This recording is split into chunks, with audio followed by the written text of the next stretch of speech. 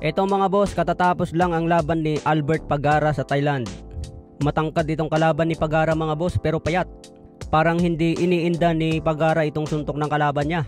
Body shot ang tinarget ni Pagara mga boss, kaya madaling na UP ang kalaban niya na ito. Marami ang nagsasabi na wala daw bilang itong laban ni Albert Pagara, kumbaga activity fight lang. Kasi kung titignan mga boss, yung tirada pa lang ng kalaban niya, mismatch talaga. Malayo sa level ni Albert Pagara. Kilala naman natin si Pagara mga boss na malupit talaga yan. Kaya binasic lang ni Pagara itong Thai boxer na kalaban niya. Natapos agad sa round 1. ซ้ายคอยยัดกระแทกไว้เอาหัวใจครับโอ้โหต่อยลำตัวครับต่อยลำตัวครับโอ้โหตอนนี้ร่วงแล้ว Sa iba pang balita, yung laban kanina ni Chris Eubank versus Conor Benn. Magandang naging bakbakan mga boss pero malaki ang kalamangan ni Conor Benn sa puntos.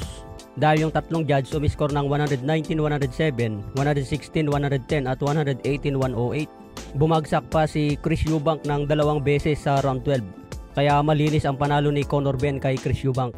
Sinabi naman ni Chris Eubank deserve ni Conor Benn ang manalo dahil may lakas daw talaga ang batang ito. 1-1 na raw ang standing nila kaya tignan pa daw sa hinaharap kung magkakaroon pa ito ng trilogy. Tanggap naman ni Chris Eubank ang pagkatalo niya ngayon by unanimous decision. Kahit bumagsak si Chris Eubank sa round 12 mga boss, tumayo pa rin ito.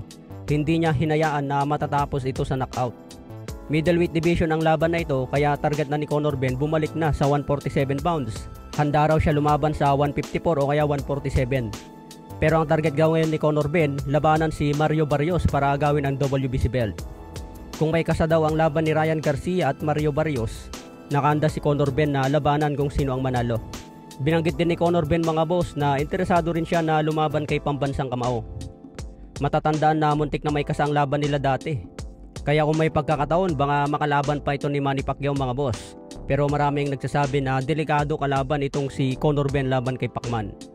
Kaya abangan po natin ang mga susunod na updates mga boss.